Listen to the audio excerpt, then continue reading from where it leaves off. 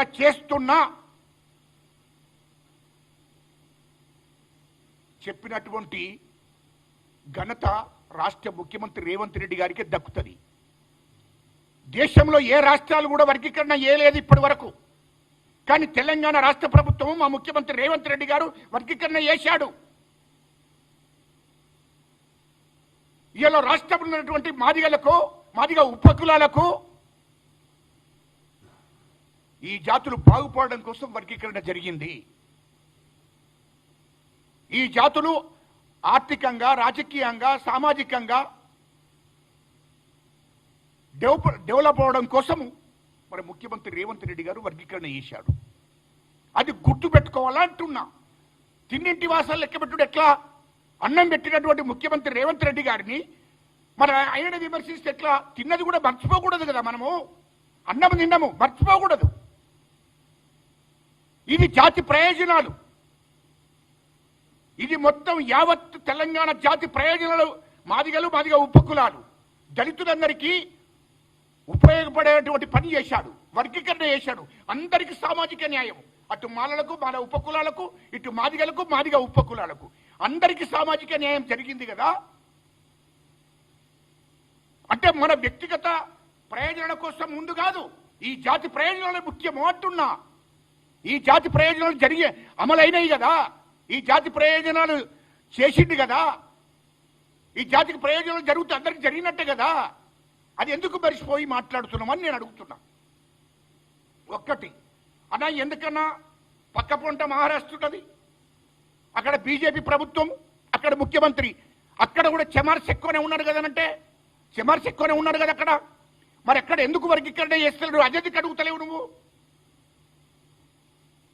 పక్క పొంట ఆంధ్రలో మొదలైనటువంటి ఉద్యమం ఇది. నేను ఇప్పటిదాకా చెప్పిన మీకు, ఆంధ్రలో మొదలైన ఉద్యమము, ఆంధ్రలో పుట్టింది మాదిగ దండోర అనేది.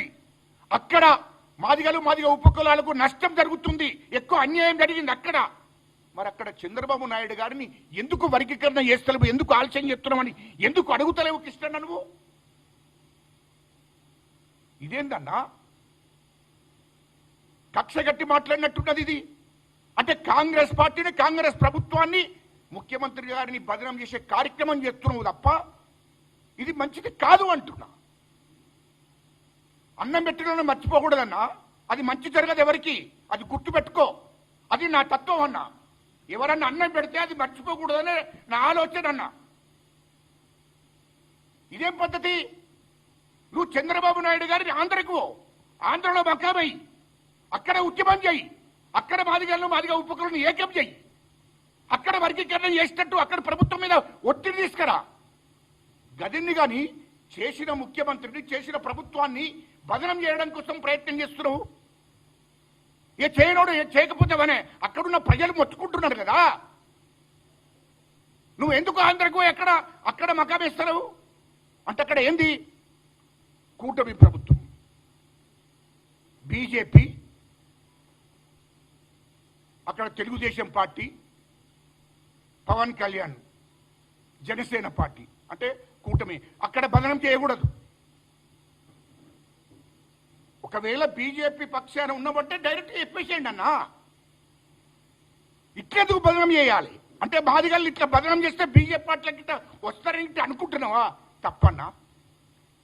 బీజేపీ పాలిత రాష్ట్రాలలో అన్నా గుర్తుపెట్టుకోండి, బీజేపీ పాలిత రాష్ట్రాలలో ఇప్పటి వరకు వర్గీకరణ గురించి ఏ ముఖ్యమంత్రి మాట్లాడడం లేదు. అసలు పట్టించుకుంటలేరండి నిన్ను. ఎవడు పట్టించుకుంటలేడు. భారతదేశంలో ఉన్న బీజేపీ పాలిత రాష్ట్రాలలో నువ్వు మాట్లాడింది కానీ, నీకు నిజంగానే బీజేపీ మీద ప్రేమ ఉంది కదా, నరేంద్ర మోడీ గారి కోసం నువ్వు పనిచేస్తున్నావు కదా, మరి అన్ని రాష్ట్రాల్లో వర్గీకరణ ఏమని చెప్పు. మహారాష్ట్రలో ఉన్నది, ఉత్తరప్రదేశ్లో ఉన్నారు. ఉత్తరప్రదేశ్లో చెమార్స్ ఎక్కువ ఉన్నారు, 30% ఉన్నారు చెమార్స్ ఉత్తరప్రదేశ్లో. మధ్యప్రదేశ్లో, రాజస్థాన్లో లేకపోతే చెమార్స్ ఎక్కువ ఉన్నారన్నా. మహారాష్ట్రలో ఎందుకు చేస్తలేరు వర్గీకరణ? అక్కడి ముఖ్యమంత్రులు ఎందుకు చేస్తారు? నువ్వు ఎందుకు అడుగుతలేవు? ఎందుకు ఢిల్లీలో ప్రెస్ మీట్ పెడతలేవు? ఎందుకు ఢిల్లీలో ఉద్యమం చేస్తలేవు? ఎందుకు నరేంద్ర మోడీ గారిని కలువు, అయ్యా మీ ముఖ్యమంత్రులకు ఆదేశాలు జారీ చేయండి, వర్గీకరణ ఏమని చెప్పండి అని ఎందుకు చెప్తలేవు? నువ్వు తెలంగాణ కన్నా, ఆంధ్ర కన్నా ఎక్కువ ఉత్తరప్రదేశ్లో ఉన్నారు బాధితులు చమార్స్. మరి అక్కడ ఎందుకు వర్గీకరణ జరుగుతలేదు? వాళ్ళని అడగకుండా, దేశంలో ఏ రాష్ట్ర ముఖ్యమంత్రులను అడగకుండా, అంటే బీజేపీలను విమర్శించద్దు, బీజేపీకి అగనిస్ట్గా పోవద్దనే ఆలోచనతోని నువ్వు ఉన్నావు. ఇది వాస్తవం. పక్కపొట్ట రాష్ట్రం చంద్రబాబు మీద కూడా అగనిస్టే పోకూడదు, అక్కడ ప్రభుత్వాన్ని బదనం చేయకూడదు. ఒక్కటే నీకు లక్ష్యం పెట్టుకున్నావు, ఒక రాష్ట్ర ముఖ్యమంత్రిని మా రేవంత్ రెడ్డి గారిని, కాంగ్రెస్ ప్రభుత్వాన్ని బదనం చేసే కార్యక్రమం పెట్టుకున్నావు. కానీ అది సరైనది కాదు. అది సరైనది కాదు అంటున్నా. నేను మందకృష్ణకు చెప్తున్నా, విమర్శించే సోదరులందరికీ కూడా చెప్తున్నా, నాయనా మొదలు పక్కపొంట రాష్ట్రంలో మీరంతా ఎప్పుడొచ్చారో ఎప్పుడు ఉద్యమం చేశారో నాకు తెలియదు. మీరు ఎప్పుడొచ్చారో ఎప్పుడు ఉద్యమం చేశారో సోదరులారా, మీరు కూడా ప్రెస్ మీట్లు పెట్టి బ్రహ్మాండంగా ప్రభుత్వం ఇట్లా వేస్తుంది, రేవంత్ రెడ్డి గారు ఇట్లా వేస్తుంటే కరెక్ట్ కాదు. గత చరిత్రను ఒకసారి గుర్తు చేసుకోండి. పక్కపొంట రాష్ట్రం ఆంధ్రలో వర్గీకరణ జరగలే, అక్కడికి వండి ఉద్యమం చేయండి. ఇక్కడ పక్కపొంట రాష్ట్రం మహారాష్ట్ర జరగలే, చమార్స్ ఎక్కువ ఉన్నారు. అక్కడ ఎందుకు చేస్తారు? అక్కడ పోయి అడగండి. మొత్తం బీజేపీ పాలిత రాష్ట్రాల్లో ఒక్క కాడ కూడా పోయి మాట్లాడుతున్నాడు మందకృష్ణన్న. అది గుర్తుపెట్టుకోవాలి మీరంతా కూడా. ప్రెస్ మీట్లు పెట్టి ఆ ప్రభుత్వాన్ని విమర్శించే సోదరులందరికీ కూడా చెప్తున్నా, నేను కూడా ఉద్యమం చేసినోన్నే, నేను కూడా ఈ జాతుల గురించి తెలిసినోన్నే, నేను కూడా ఈ జాతులలో పుట్టినోన్నే. అది గుర్తుపెట్టుకోండి. నా కష్టం నా శ్రమ కూడా ఉంది, అది గుర్తుపెట్టుకొని మాట్లాడాలి. ఇష్టం వచ్చినట్టు ప్రభుత్వాన్ని మాట ఏం నష్టం చేసింది? ఓకే, నువ్వు అడిగావు పార్లమెంట్లో మాకు ఎంపీ సీట్లు ఇవ్వలేదని అడిగావు, అది సరి అయింది. నువ్వు రాజ్యసభ ఇవ్వలేదని అడిగావు, ఓకే రైట్, అక్కడికి కరెక్టే కావచ్చు. కానీ నువ్వు మా ప్రభుత్వాన్ని విమర్శించేది ఎక్కడిది? అంటే బీజేపీ పాలిత రాష్ట్రాలలో మాదిగలందరికీ న్యాయం చేస్తున్నాయింది, రాజ్యసభ సభ్యులు ఇచ్చినయింది, ఇప్పుడు ఎంపీలు ఇచ్చిన అయ్యింది, లేకుంటే పక్కపొంటి రాష్ట్రంలో ఎన్ని ఇస్తారో ఇప్పుడు చూపించు.